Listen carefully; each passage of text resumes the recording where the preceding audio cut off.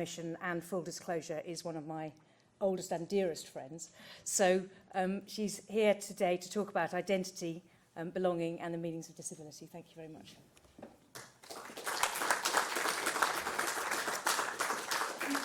Thank you very much, Helen. It's a very great pleasure for me to be here. I'm going to perch on the stool for comfort's sake rather than in expectation of a gin and tonic, but you never know, I might be lucky later. So. That's water. Oh, promise. I'm going to multitask. I've got a few slides and I've got some notes for myself, so I may be looking round and about over the course of the evening. As Helen says, my topic today is disability and some different meanings attached to it across place and time.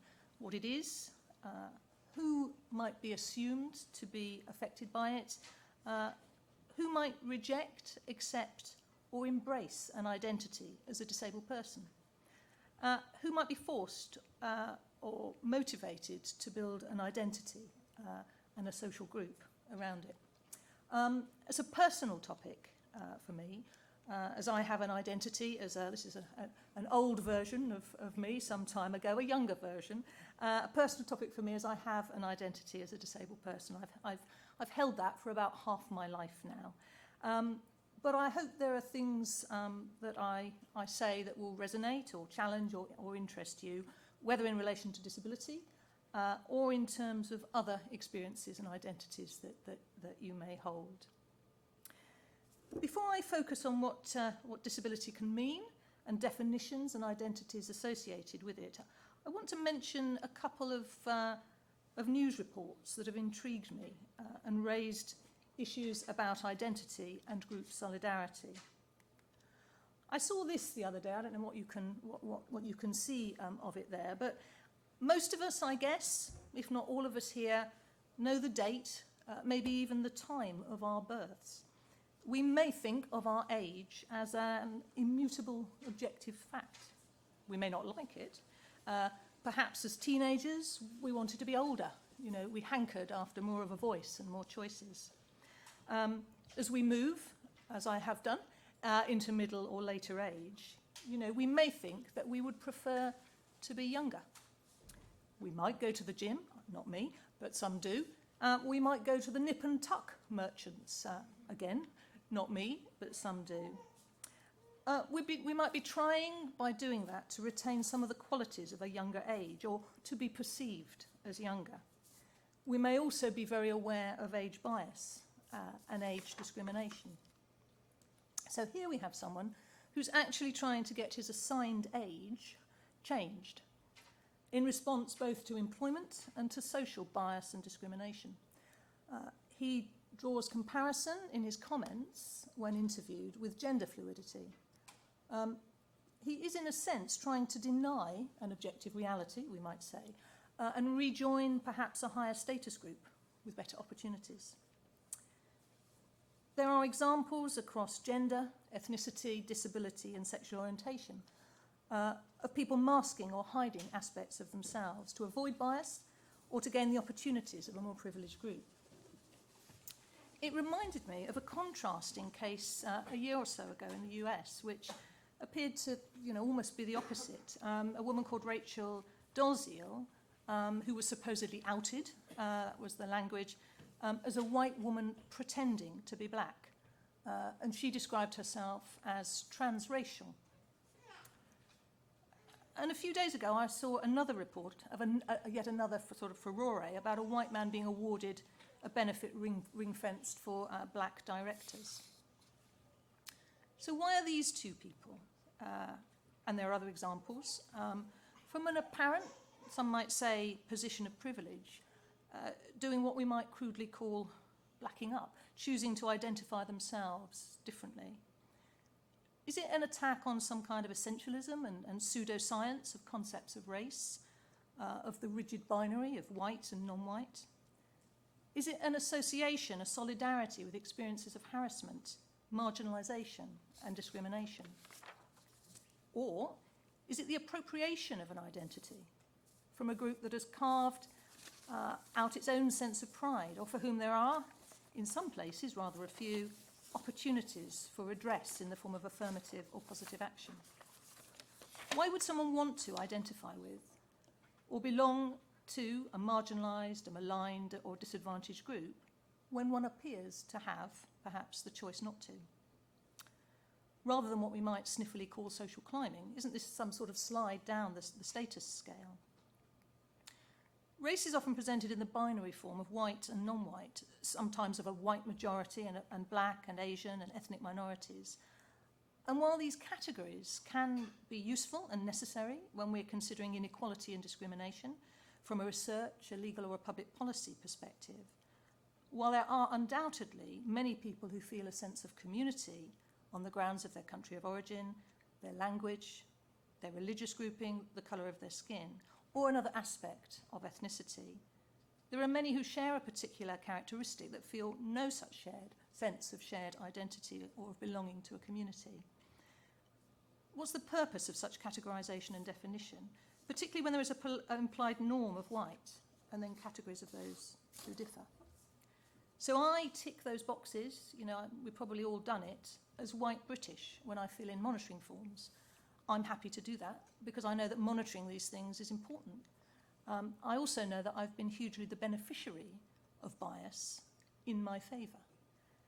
As white, middle class, and with a native British southern accent, I want to be part of efforts to root out inequalities and bias. But of course, I'm not black or brown, and nor am I particularly white. I'm actually a rather unappealing shade of pink most of the time. There's value in these categories. We need to spot patterns and generalise, but of course it can also mask the majestic infinite variety of our humanity, other dimensions of our lives and experiences, which create affinities across key characteristics or identities, and mask discordance within groups too. We can operate in terms of plural, often binary definitions relating to sex or race, when the reality is in fact much more fluid. And really, to me, it's telling that although being female and being disabled are very much part of my identity, my whiteness is an afterthought, because it can be. I'm not going to say much more about age or gender, race or sexual orientation just now, because my topic today is disability. But I will continue to explore those questions about different meanings for potentially arbitrary categories, and about who can define or identify themselves, or might choose to in particular ways. I'd like to consider the multiplicity of meanings and the fluidity of definitions and self-definition of categorisation, identity and affiliation, particularly in the context of disability. What is it?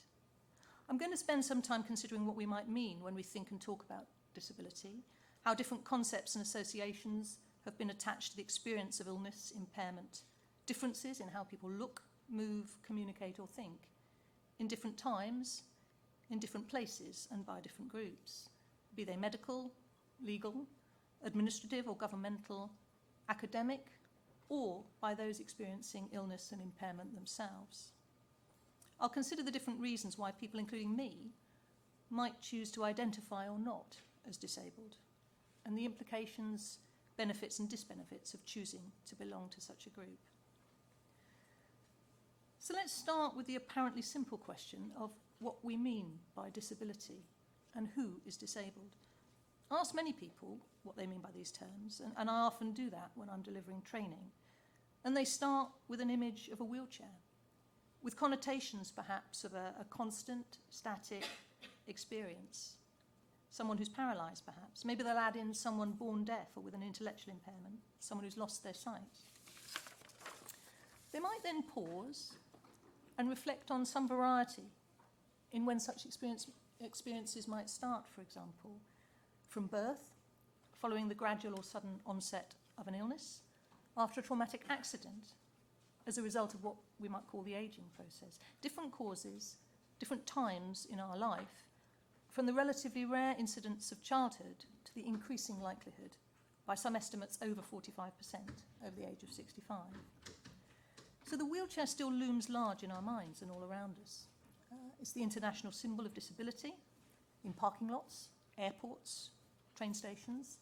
It's a clear, fixed and definite signifier of disability, despite the estimate of just around 4% of people who meet the legal definition of being disabled who use a wheelchair all of the time. My trainees usually move on at this point to mental health and other conditions that can fluctuate, such as anxiety and depression, or conditions that have an impact but have symptoms that with treatment can temporarily or permanently recede. These may be more complex experiences to understand from outside a lived or family experience, and they also demonstrate the fluid nature of what it may mean to be disabled. Do I need to be experiencing a significant degree of impairment or illness at this moment to count as disabled? For some purposes, then yes. For the business of government, who is eligible for medical treatments, such as access to child and adolescent mental health services, a free flu jab, who's eligible for social security benefits, a blue badge or social care, for example. That would matter, though the definitions and the criteria differ. In relation to social security, particularly, a huge industry is concerned with assessing, classifying, and deciding who is in and who is out of eligibility criteria for particular disability and health benefits.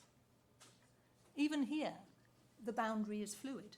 Recently, those whose mobility is significantly restricted due to mental distress were pushed outside of that boundary by tightening criteria for personal independence payment.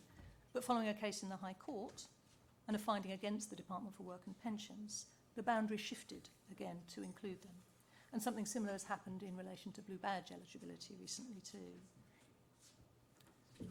So as well as people's individual experience of illness and impairment, what about the context within which they experience them? For 40 or more years now,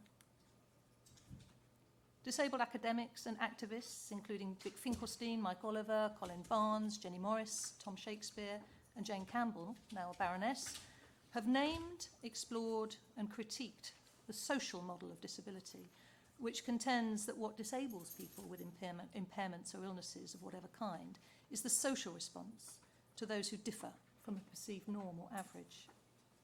In other words, it's not the fact that someone looks or moves or speaks or thinks differently to others, maybe the majority, but the way the built environment has been constructed, the organisation of industry and job availability, the way that products and services have been designed to exclude, the fear, pity, and anger that these differences can sometimes provoke. This analysis potentially builds solidarity between people with very different experiences and gives them a common goal of seeking to secure formal rights, equal respect and dignity. It provides an alternative solution to cure, treatment, charity, compensation, and emphasises structural change to liberate and empower. Exciting stuff, and more of that later. As an aside, you'll notice that these leading figures are all white. Mike Oliver and Vic Finkelstein are among the original thinkers, and our debt to them is immense. But there have been many critiques and reworkings of the original versions of the social model of disability from the perspectives of gender, of class, impairment, ethnicity, and other issues. So a social model, or way of thinking about disability, it creates a different group meaning and identity from a medical or functional one. There are many ways of illustrating and explaining the social model, and I'll try a few. Imagine us here as Doctor Who's loyal chums, TARDISing down in different times and places. We can see that an illness or impairment would be perceived differently, and opportunities to participate in economic and social activities will be affected by that time and place. Had I been born profoundly deaf and living 150 years ago, alongside all sorts of depredations and abuses that I might have experienced, perhaps also affected by my gender, my ethnicity, or my class, my job opportunities, my chance to know anything very much of the world or to communicate would have been much more limited than they are or can be today. If I'd wanted to communicate with a sister, say in Scotland, and I lived in Oxford, my best bet would have been writing a letter, presuming, and it's quite unlikely, that I could write in English. Today, I'd have Snapchat, Instagram, Twitter, WhatsApp. I'd be able to communicate with another sign language user via Skype. Same condition, different experiences, different opportunities. Again, in the 1980s, in most parts of the world, to be HIV positive must have been a terrifying experience. Handed a life sentence and hounded from schools, work, and even public places. Susan Sontag, in her 1989 book, AIDS and Its Metaphors, explores how military metaphors of fight and struggle and foreign invasion served not to confer meaning, but to deprive something of meaning. Simple and sensational metaphors of this kind acted to increase stigmatization, exacerbate fear, and ease the move from demonization of an illness to attribution of fault to the person with it. I hope I'm not being overly sanguine or presumptive, as it isn't my experience, to say that 30 years later, in some places at least, HIV is perceived differently and may even be experienced differently. The law, medicine, and media discourse in some cases have shifted this. So for those with access to good healthcare, HIV can be a long-term condition to be managed, not a death sentence. The Equality Act and the Disability Discrimination Act before it created a right not to be discriminated against from the point of diagnosis.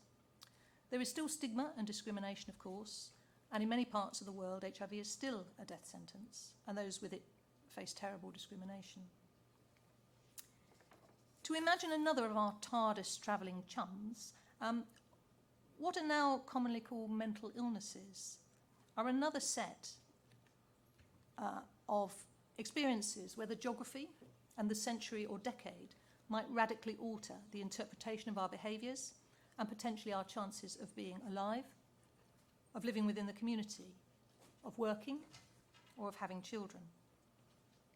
To be more explicit, many of us in this room will have experienced symptoms of mental distress, whether anxiety, depression, mania, or psychosis, that in another time or place would see us hungry, in an asylum, sterilised, or euthanised. By making this argument, I don't mean to imply that all in the 2018 garden is rosy. We still have incarceration, we still have over-medication, particularly of black men in the mental health system. There's still a tendency to assume that people with mental health conditions are a danger to others more than to themselves in a way that is disproportionate to reality. Novelist Matt Haig's The Humans expresses this well. His alien protagonist has been sectioned, having fallen to earth and found himself without any clothes on. Humans, as a rule, he says, don't like mad people unless they are good at painting. And only then, once they're dead. But the definition of mad on Earth seems to be very unclear and inconsistent. What is perfectly sane in one era turns out to be insane in another. The earliest humans walked around naked, with no problem. Certain humans, in humid rainforests mainly, still do. So we must conclude that madness is sometimes a question of time and sometimes of postcode. I'll take just one more exceptional example and add Stephen Hawking to the Doctor's companions. If our TARDIS had scooped him up in the mid-1960s, just after he'd gained a first in physics at Cambridge and received his motor neuron diagnosis, let's say it plonked him down in the 1920s, or the 1620s, or the 1320s. Or let's say our TARDIS had scooped him up as a not particularly promising schoolboy and plonked him down somewhere where his access to education was limited. If that had happened, it's unlikely that he would have survived for long without the sort of medical interventions that a national health service in the latter part of the 20th and the early 21st century was able to provide him. Even if he had, it's likely that at no other point in history would the communication technologies that enabled him to share his ideas, pretty much to the end of a highly impaired life, have been available to him. So some of our companions in the TARDIS, some of us, would be dead, abused, incarcerated at different points in time. The same companions might have a better chance of life, liberty, and the pursuit of happiness in certain places today and in the past. Today, we might call many of those companions disabled, but that isn't the language or the category prevalent in the past. This grouping of people with disparate experiences of illness, impairment, or simple difference is galvanising, as I'll explore later, but does it do too much to simplify, to group and to categorise?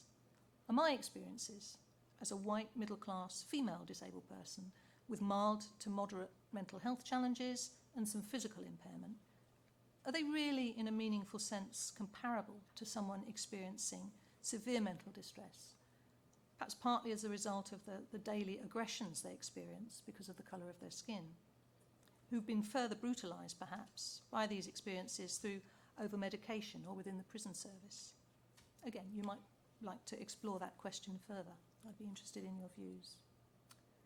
While there may not have been a generalised category of disability in the distant past, there have always been various groupings: the halt, the lame, the crippled, the deaf and dumb, the mad, the lunatic, the simple, retarded, the afflicted, to use language still current 100 years ago. Some social historians have argued that while these individuals may have been marked out as different and inferior, there may have been actually more opportunities to work, to participate, and to be reasonably self-sufficient in a pre-industrial age of manual labour in fields or in workshops, crafts.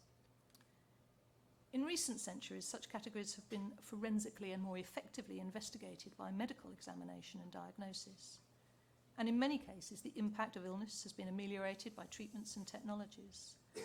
But certainly since industrialisation, these groups have jointly often been considered as defective, unfit, or invalid, a burden, or in the term used by the Nazis, useless eaters. Arguably, that term finds a modern, if not as numerically terminal, counterpart in the concept of the benefit scrounger, who's most commonly from a lower class than the person using this language, and very probably a foreigner. Clearly, the richness and diversity, the potential, the capacities and strengths, and indeed the humanity of these people are not part of such designations. We can apply the same time travel approach and project forward too, not just to think about cures or improved treatments and assistive technologies, although those will be exciting prospects for some, as we address different forms of access and inclusion, whether for autism spectrum conditions, learning disabilities or dementia. The experiences of people with these characteristics, and I recognise they are also generalising categories, the stigma, the sense of deficit, the need to group, to categorise or belong to such groups, may perhaps diminish too. So if we can think of our time travellers with an array of different conditions, the social meaning, the opportunities and challenges, the response of others to those experiences alters according to time and place, and therefore that can change. What can we draw on as commonalities between all these different experiences, all these diverse people across time and place? Should we simply expect identities based on a broad category of experience, of sight or hearing loss, or this or that diagnosis? Does the social exclusion, stigma and discrimination draw together a wider group within a shared identity and common purpose? We can say that many, if not most, of these disparate, various, diverse people are likely to have experienced at least some stigma, discrimination and exclusion. Although in some places and at certain times and in certain cultures, people who might fall under the category of being disabled have also been revered. We can think of religious reverence for people who hear voices, or the superhumans of the London 2012 Paralympics as examples.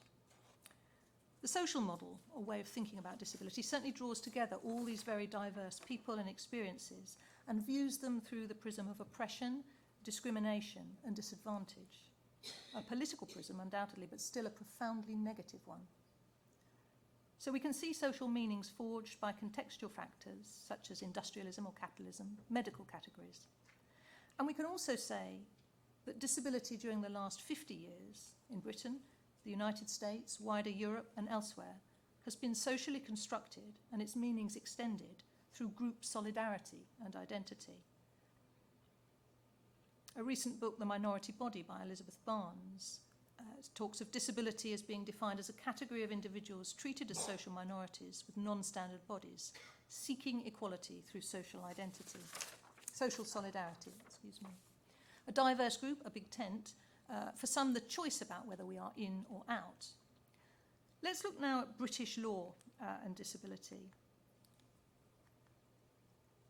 find the right slide. If we look at the Equality Act of 2010, we see the same attempt at clarity and categorisation, which still holds within it the potential for fluidity and moving across a perceived boundary. This holds true for the legal definition of disability in the Equality Act of 2010, which we can see here. Where we might long, whether as an employer, a service provider, or an individual hoping for redress or opportunity for a simple binary absolute, who is disabled and who isn't, in terms of the law, there is a degree of fluidity here too. A physical or mental impairment that has a substantial long-term adverse effect on normal day-to-day activities. That's all the Act says, though there's plenty of guidance and legal cases that have helped to clarify that. Note that there's a functional element to it. It doesn't require a clear diagnosis of any kind, but evidence of impairment of whatever normal function might claim to be. Note that this impairment must be substantial, more than minor or trivial, so that the same diagnosis could mean that someone fell within or outside of the boundary, depending upon the impact. It needs to be long-term, so I might break my leg catastrophically. Skiing, perhaps, something I have never done and am never likely to, but I might. I might be very severely impaired for a period of time, but not meet the definition because it wasn't 12 months.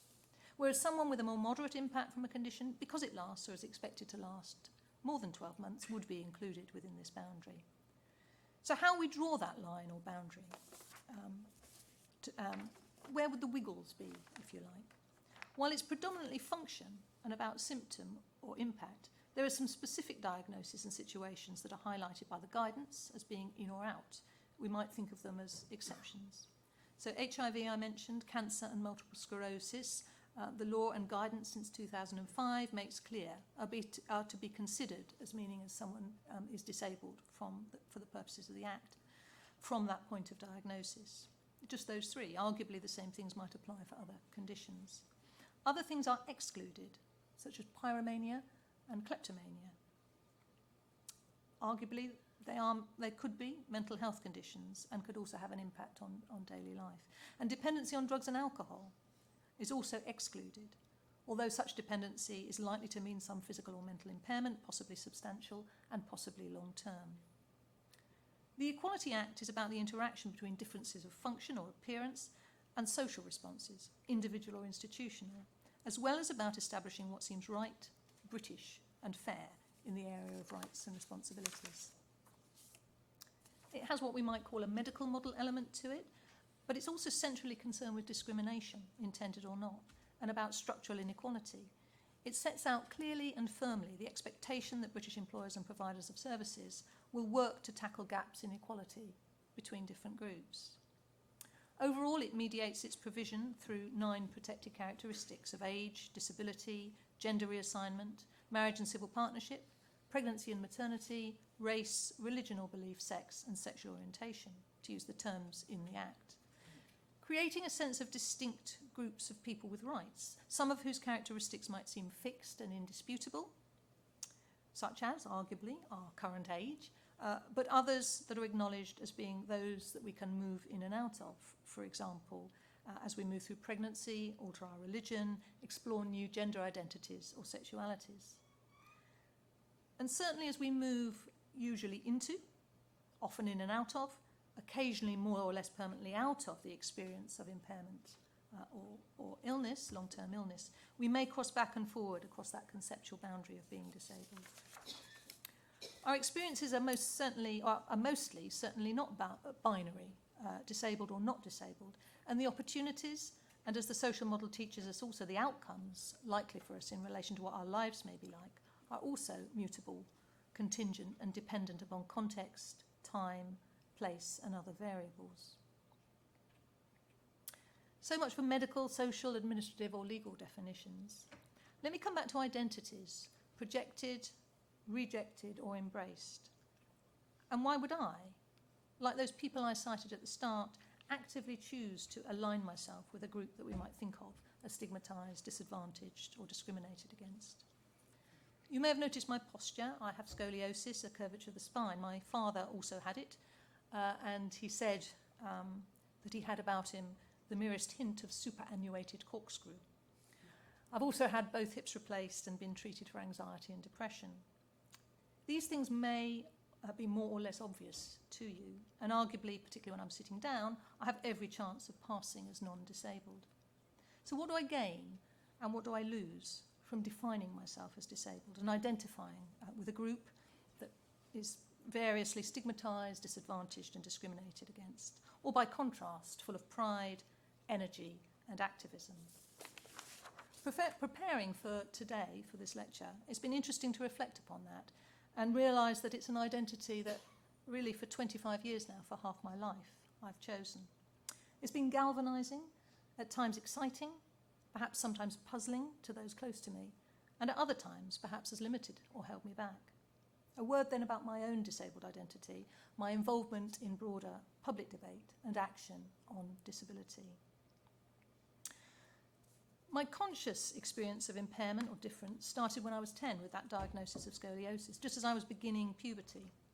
It exacerbated many common feelings of that stage of life, which ironically, though common, are oddly isolating.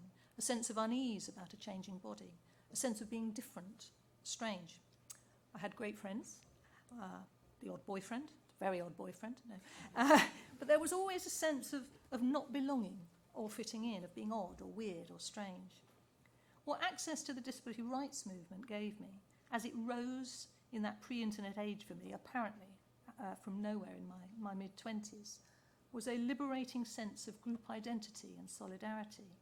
It and the social model of disability, when I first heard that, the rather theoretical term, allowed me to externalise the oppression in that initially feminist phrase and become angry and motivated to change law and policy and attitudes. It was exciting and galvanising. There was no acknowledgement in law of the concept of disability discrimination at all.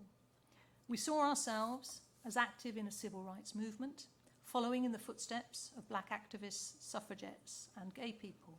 We looked to those movements to enable us to form our own. It wasn't a bus boycott. You know, the buses weren't accessible, so we got in front of those buses and handcuffed ourselves to them. Or the Stonewall riots, the suffragettes. It was serious and important. It was also exciting and even fun.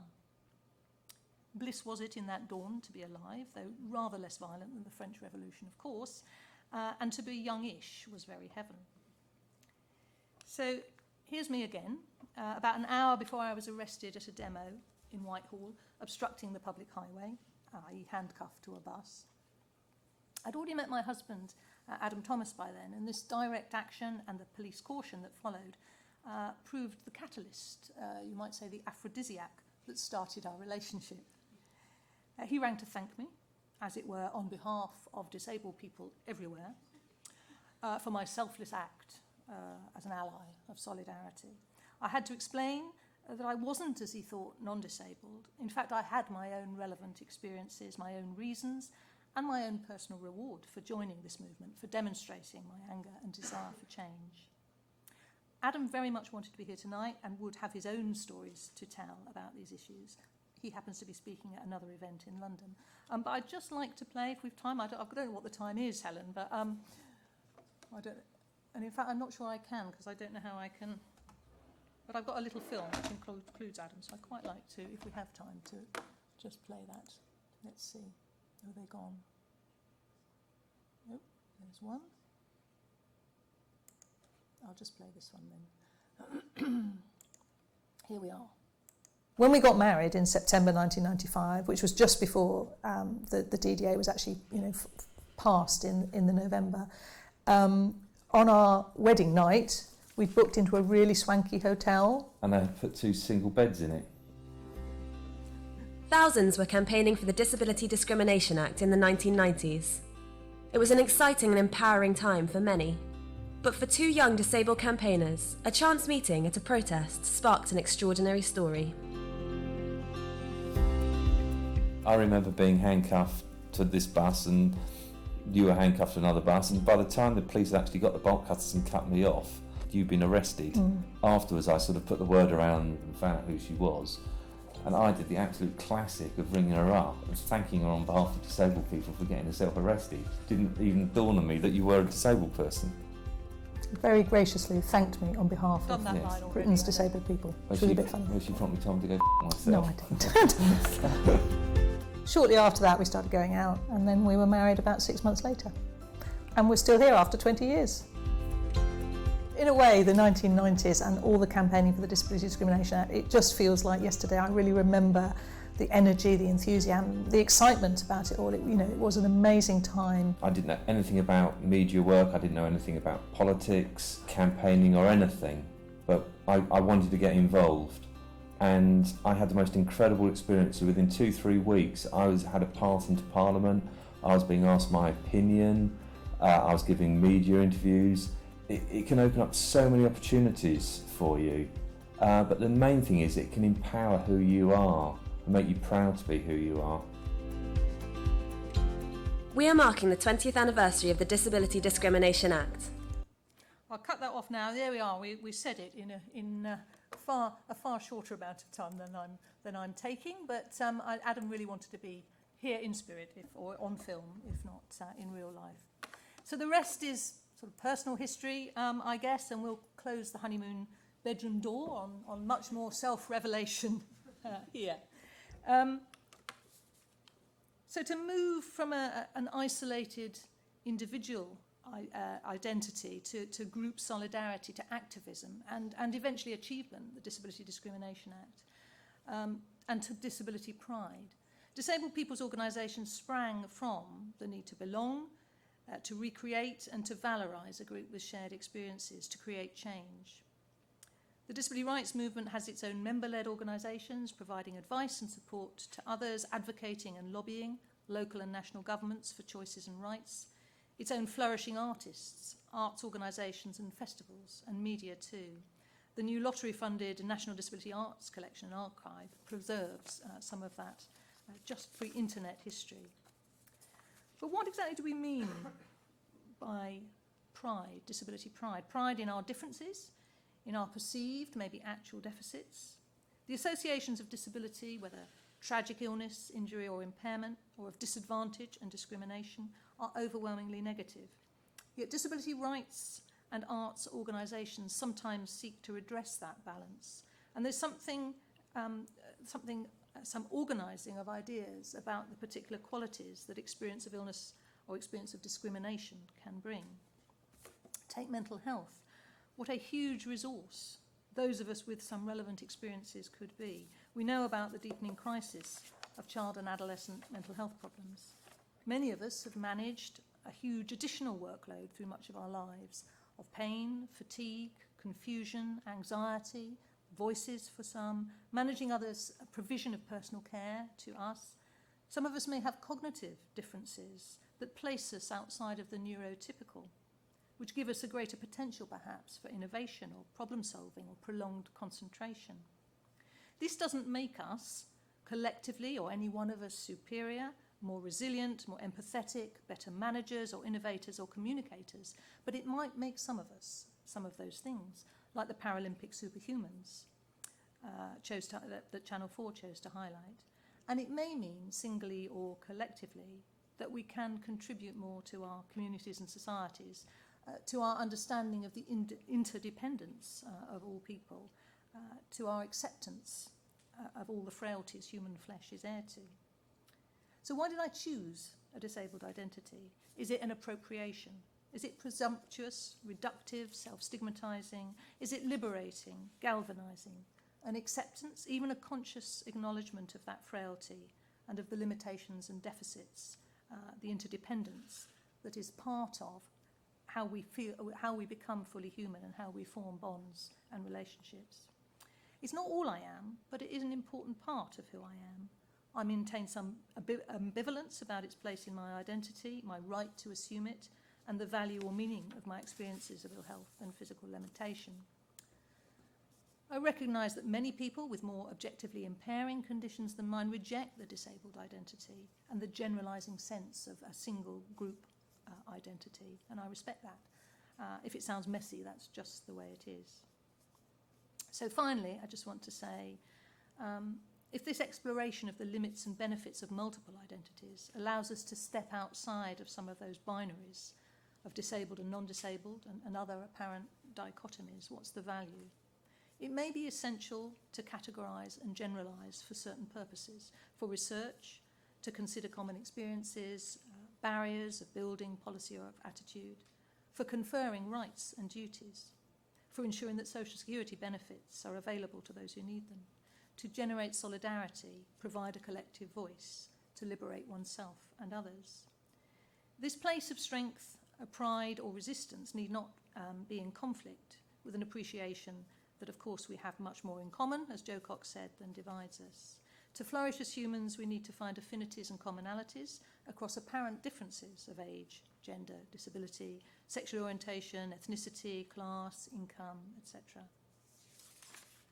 We're all dependent, more or less so, perhaps at different times in our lives, and we're all interdependent. We need interaction, community, relationships to be needed and to give and receive love and care. Bringing disability into our discussions of class, race, sexual orientation or gender identity and others may in particular make us question what we value within our liberal market economies. Another academic, Chris Goody, recently described the meritocratic utopia of rational exam passers. We value them, we need them, but there's a dominant cognitive model of what it means to be human. The person with Asperger's or dyslexia may be capable of notable innovation and creativity, even sometimes an Einstein, but also an outlandish speller or clumsy physically or socially. The person with intellectual impairment, when compared to the average, may demonstrate empathy, give life-affirming affection and generate happiness. We happen to spot some deficits but miss others. We value and reward some capacities but miss or ignore others. So disabled identities and the sharing and celebration of experiences might lead us naturally towards an appreciation of human differences and capacities, an acceptance of common experiences of illness, impairment, ageing, death and dying, of diversity, physical, cognitive and emotional, and in Amartya Sen and Martha Nussbaum's terms, capacities. Are there opportunities and challenges formed because of particular identities and social groupings among those I've mentioned today, or should we resist the need to consolidate and categorise?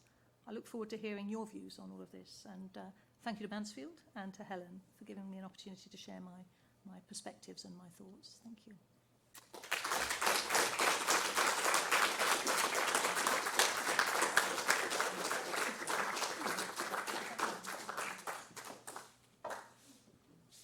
Thank you very much, Agnes, for thought-provoking and actually pretty personally moving talk. I was thinking about how the way identity politics has changed, the way my children say we're history, and remembering another close friend of ours who came out as a gay man at the end of our second year at university. And I remember asking him who else he told. Nobody for his whole life. I was the first person he told, and I didn't know what to do really with somebody who had kept something about himself so private. And you didn't keep being disabled private, but I do remember reading an article you wrote in Vogue. I think you won the Vogue talent contest with an article that I had was a very political thing for me to read, because I don't think I understood it as an aspect of identity in that way. And I was interested in whether you thought there is more understanding of the social model now, really, maybe as a result of the law, maybe as a result of social activism by disabled people.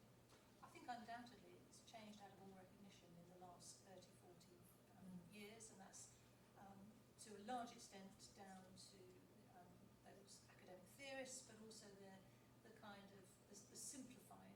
I mean, the social model of disability is a kind of technical jargon term, but that whole aspect of viewing barriers and discrimination in relation to disability. It wasn't in public discourse at all 30, 25 years ago, and so in a relatively short time, for those of us of around 50, that has changed remarkably. And so governments will say that they espouse the social model of disability, and the Equality Act itself, of course, is not quite perfect, but an attempt at taking that approach, definitely. And do you, so I'm just looking to get to his, the microphone not quite working.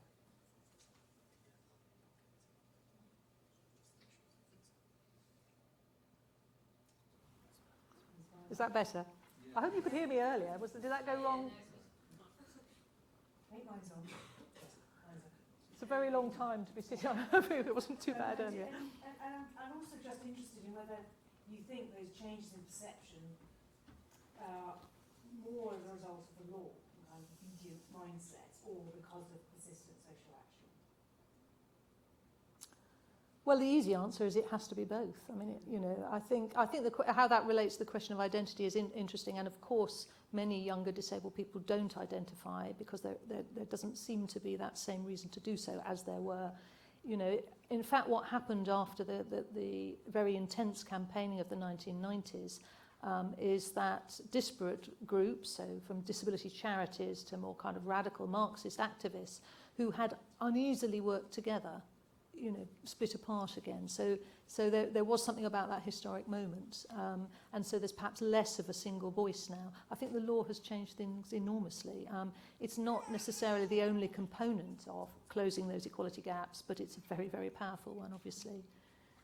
And I know, you've been involved in so many cases on the human rights side and the Equality Act side that have proved it to be an incredibly useful tool. Sometimes just in relation to an individual, sometimes not enough in relation to a group of people or systemic and structural change. I wonder if anyone else has questions. We have got a mic, so... Or comments or thoughts? Or comments or thoughts, yes. It's not just questions, comments or thoughts. Yes, there's one here. If you can say your name and who, that would be helpful. Good evening. My name is Rahul Bajaj. I'm a BCL student and I'm blind since birth, for whatever that's worth. So I had 2 questions. First is on the issue of reasonable accommodation and how that is legally construed. So if a person with a disability has a certain set of needs, which flow from their disability, but also may be attributable to them not having had enough exposure or training. And if they say that, for example, say if a student has needs, non-academic needs which need to be met, now the student may think that constitutes reasonable accommodation, but an argument that might be made against that is that it is too much dependence and that, it will make you unemployable. So therefore, I'm wondering what you think about how we may look at reasonable accommodation in a legal sense, but practically how it can be operationalized in these kinds of cases. And then secondly, on the issue of identifying oneself as a person with a disability. Now, there are many, as you mentioned, who say that their disability is no more important than their hair color, etc. Now, I'm wondering what you think about that, and if it is your view that represents a very elitist perspective, because you need to be very privileged to be able to say that your disability is no more important than an insignificant part of your body. 2 really good questions, one a more technical one, and on the second it'd be good to hear other people's views as well. Well, we have a legal expert. I can give a view, but I'm not a lawyer. But so reasonable adjustments, as we call them in Britain, reasonable accommodations is I think Americans with Disabilities Act uses more of that language. But yes, it's context specific, but the duty relates to either the employment relationship or the provision of a particular service, as I understand it. So I think some of the implications that you were raising about whether it might be what in the kind of the local authority jargon might be more personal care issues, or whether it relates to structural inequalities about earlier access to education and the sort of social access initiatives that might be related to the nature of people's first school, in a kind of more of a socioeconomic class sense. I don't know that there's something that bridges those. No, well, in this country there's no equality law about social class, but No. I do think reasonable adjustments have been important conceptually because it stops people thinking what would be a kind thing to do, how far can I go, and how much of what this person is unable to do day to day is because of the structures I put around this, and how much should I be lawfully expected to do to put them in the same positions if they didn't have that impairment. And I do think it begins to change people's perception, although it doesn't stigma or people feeling fed up and why should I? Absolutely, but the problem with it being a civil law, of course, is there have been almost no cases on the services. I mean, not in terms of education, so, you know. So it's employment, I think, where those reasonable adjustments are likely to be strongest. If I may clarify, my question was not so much on how it is to be legally construed, but on how people sometimes arrogate to themselves the power to determine what it should be. So if you ask a blind person, I think that X is a reasonable accommodation for me, they may say, okay, fine, well, you can obtain it, but that will not be possible for you if you get employed. No employer will provide you that. So in that sense, that is sort of autonomy depriving for a person with a disability who thinks that that is a reasonable accommodation for him.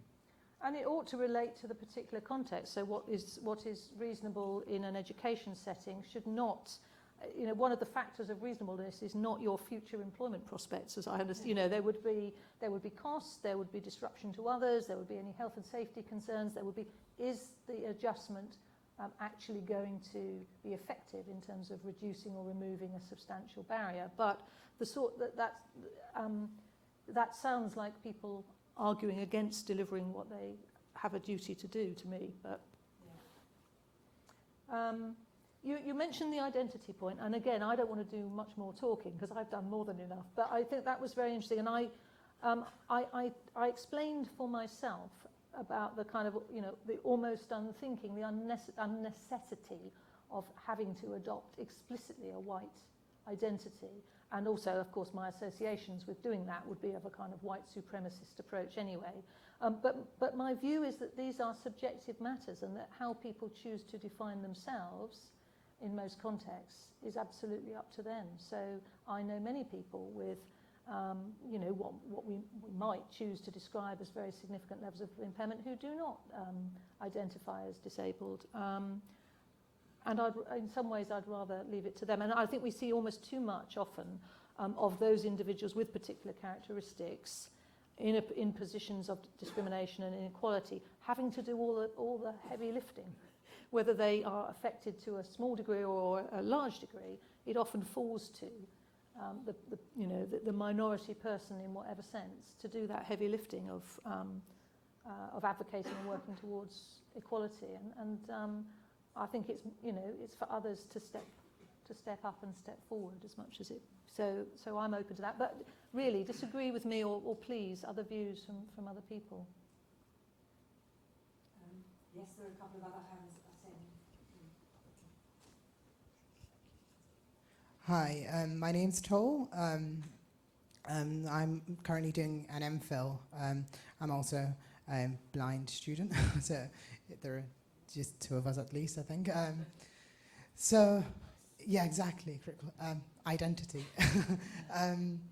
So my question, because my MPhil is actually on personal independence payment, so I find your talk really interesting in terms of setting the context in which how much progress that has happened over the last 20 years. And on a personal level, I'd like to thank you for the work you've done, because it's made my life a lot easier.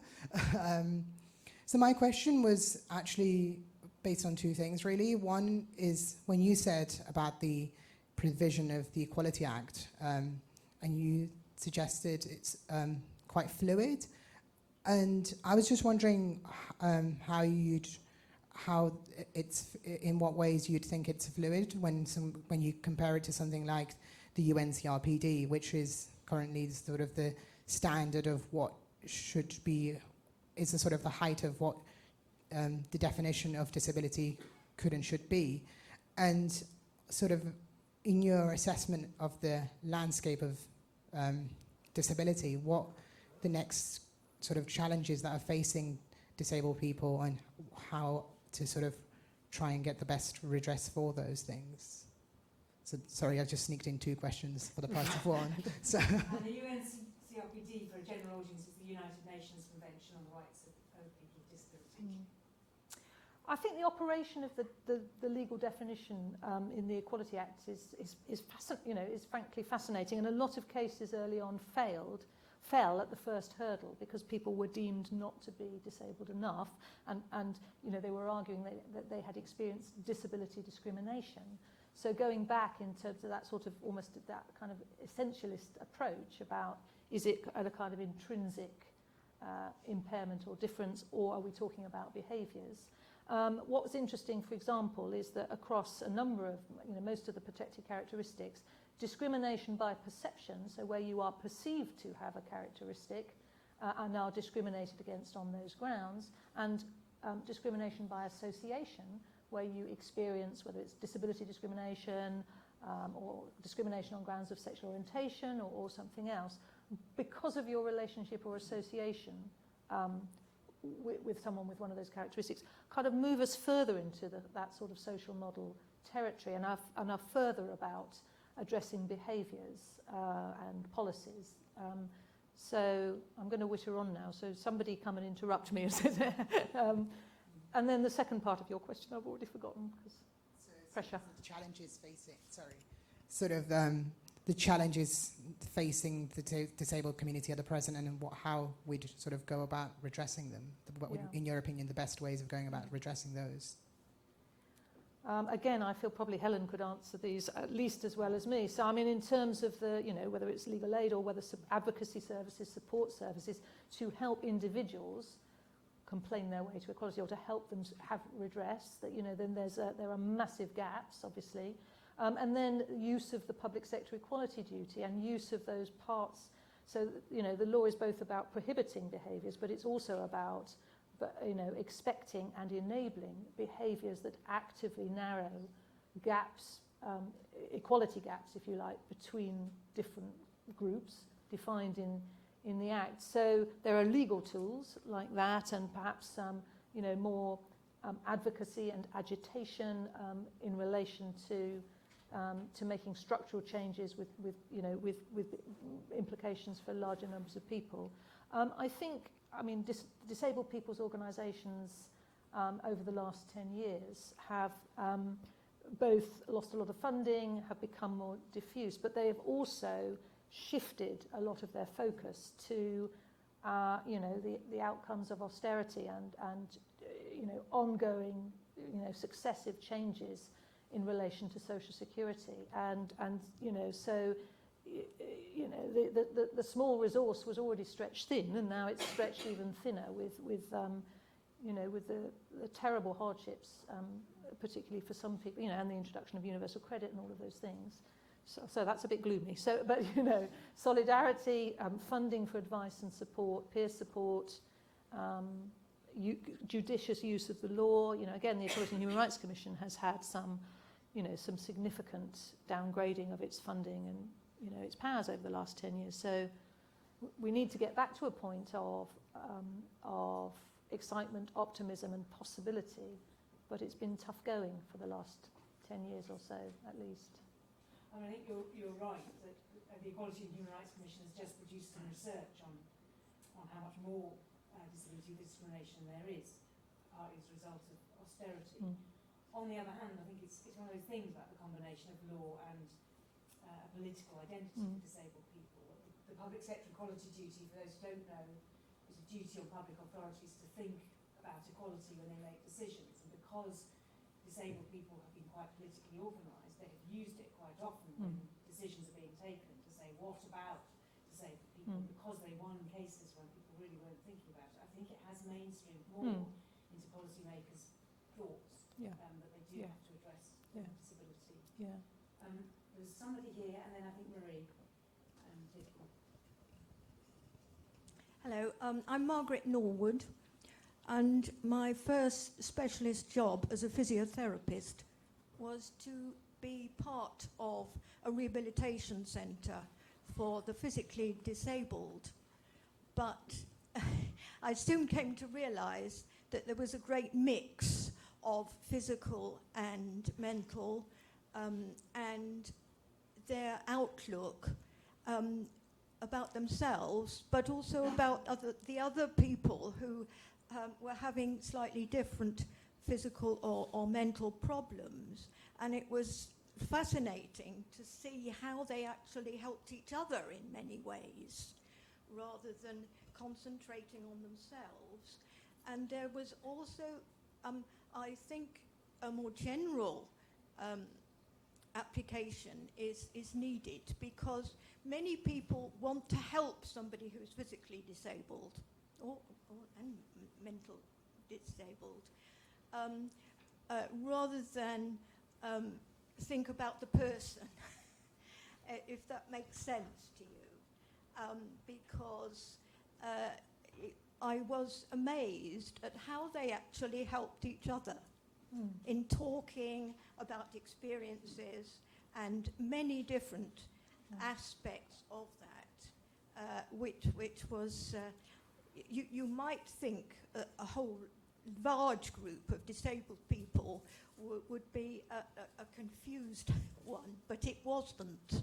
They made friends with each other and provided all kinds of encouragement when things were difficult. Yes, and that peer support is incredibly effective. When you feel, as you talked, you talked about our mutual friend, carrying that burden of hiding such a massive aspect of themselves, their sexual orientation, for years, and people can exist in kind of niches or corners, but that kind of access to a shared experience is incredibly helpful.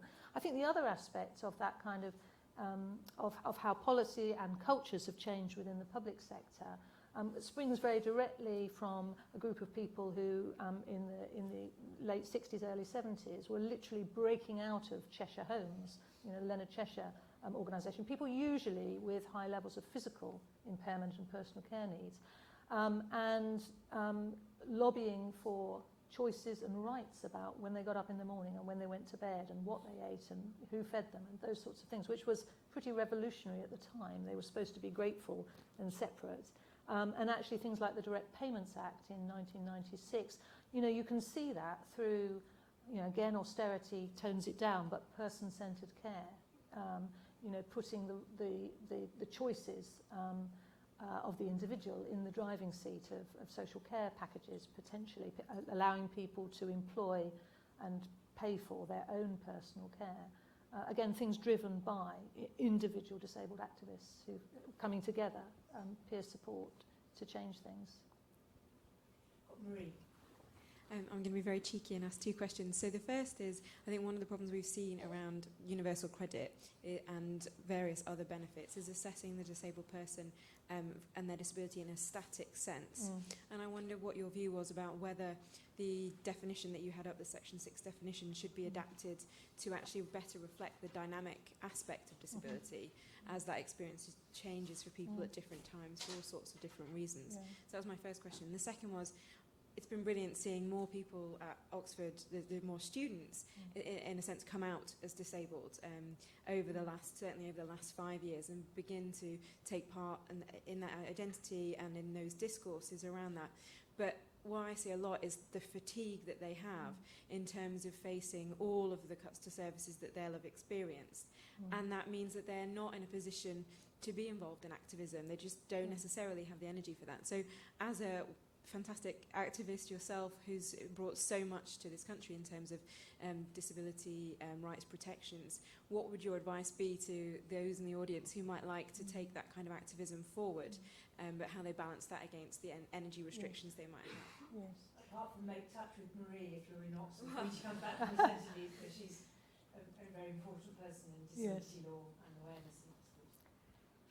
I didn't address it very deeply, and and I would have to think about it, because the Equality Act definition is for one purpose, or set of purposes, which are about tackling discriminatory behaviours and promoting equality, and universal credit or personal independence payment or employment and support allowance. Those definitions, those criteria, which shift a bit in the breeze, are for a different purpose. But something in those, with the unfortunate atoses and maximuses, that is is more sophisticated in their approach to whether or not, with a fluctuating condition in the moment, somebody is experiencing certain symptoms, doesn't map onto, you know,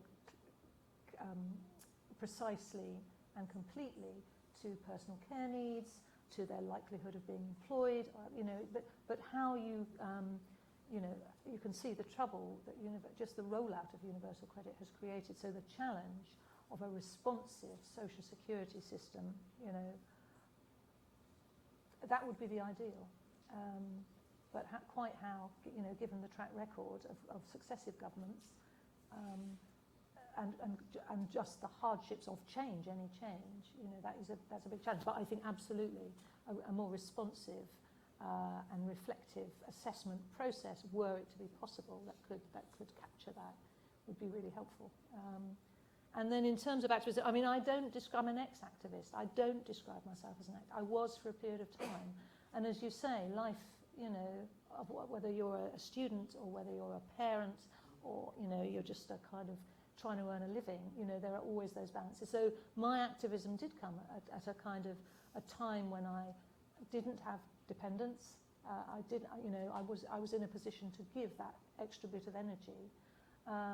And everyone's situation is going to be different on that. What's different now, I mean, this is all, when I go back and talk about the 1990s, which is a very long time ago, I'm glad that some things and a few photographs and a few films are captured, because it wasn't pre-internet, but there wasn't that same sort of access to an instant first draft of history. There wasn't, and similarly, there were, you know, when we did those demos, we were ringing round, you know, the Southampton Centre for Independent Living, and can you come to a lobby of Parliament? And, you know, there was no social media. There wasn't the possibility for people who couldn't throw themselves out of their wheelchair or handcuff themselves to a bus because of their, you know, their physical or their mental impairment. It wasn't appropriate or possible for them to do that. There are potentially some opportunities available to people now in terms of activism, that kind of visible on the streets activism. Then there are different forms of activism now. So, you know, if people want to do something, there are networks on benefits issues, on legal issues, on peer support. There are organisations, whether they are the kind of more formal disabled people-led organisations like Disability Rights UK, you know, or Spartacus, you know, other sort of start-up, you know, loosely connected groups who are fighting on benefits issues. They are out there, and just that group solidarity and that structure, if you find the right area, that can be helpful. So there may be some, you know, I'm sure there are. There's a, you know, collective voice at Oxford, and there will be all sorts of other avenues to encourage and support and access to resources and ideas and materials as well. So, Marie, because you are a sort of fantastic social networker, do you have any answers to your own question on that? Well, I think the Oxford Student Disability Community, which is something that has been relatively new, that's for all those students who aren't currently members of that, I would recommend doing that. But also, I mean, we very much treat our disability and the curriculum work as being activists to try and increase the discussion of disability here at Oxford. So if people have ideas of courses that they'd like us to try and see if we can get taught, or seminars that they're interested in, do get in contact. I am on maternity leave until August, but yeah, do get in touch, and that's a great way of getting involved. And whatever your political colours are, I'd always say join a political party and be involved with that as well. Mm. Yeah. Okay, I think that's probably enough. Oh, sorry, the question here. Yeah, I have one more. Thank you very much. I feel that the test for a good democracy is how we treat those who find themselves at the margins for whatever reason. So I feel that Britain is making strides. It's always a long journey. So, you know, thanks to people like you, thanks to the lawyers who are very sympathetic, and thanks to people like Marie, and the whole campaign over thalidomide was just so eye-opening for all of us. I am sometimes told, and I wondered if you could tell us, because you're sitting in the hot chair, that there isn't enough teeth in the legislation to get things done. So I just wondered if you could say, from your perspective, whether we could actually toughen up the law. And I wondered also if you could be more explicit about whether you feel there is a duty for people who have a disability to be more open about it. We had this wonderful lecture by Ruby Wax a year or two back in which she was, of course, hilarious and stimulating, but so open about her depression and how she's come to terms with it, which is obviously very empowering for others who might be in that field. I mean, I'm hugely visually impaired, but I've just kind of coped with it, and maybe I'm in that privileged lot that can cope with it. I just sort of live in Oxford, which is a small-sized community, which helps me. But should I have been more open about it within my own kind of powerful networks or whatever? I just don't know. And the final thought is that, because I've been in policy in public life, and I just feel that sometimes the negative feelings towards disability through the Daily Mail and so on, use the word benefit scroungers, is because there are always examples of people who abuse or misuse. And I wondered if we shouldn't be much tougher on that, both as a sort of demonstration effect, but also to keep the kind of commitment to battling against disability being marginalised stronger. Yeah.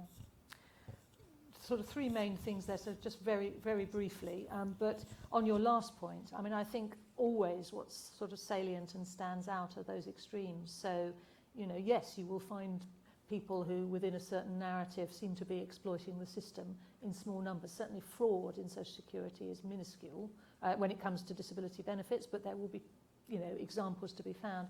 And similarly, you know, not everybody who has suffered as a result of benefits changes commits suicide, or it's not that extreme. There are, you know, it's all the people in the middle, and that doesn't make the news necessarily.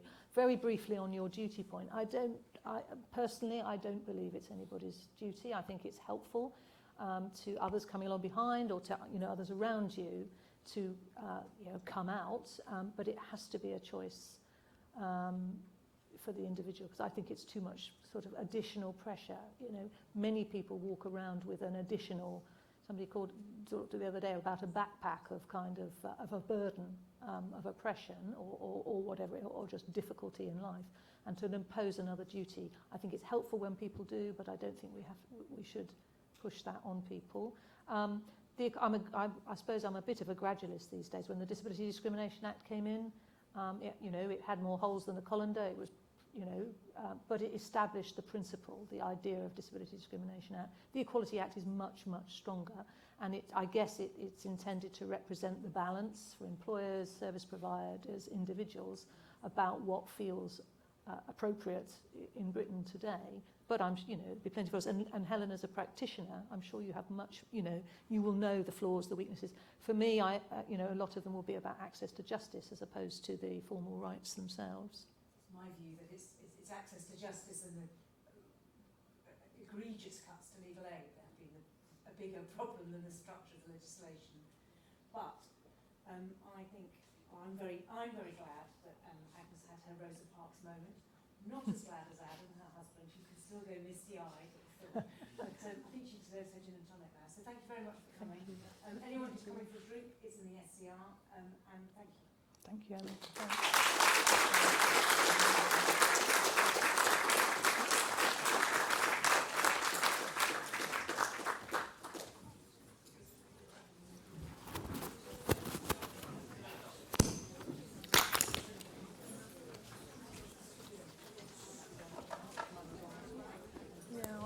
Here. It was a bit woolly towards the end, but probably would have been if we just had a conversation, because it was the way.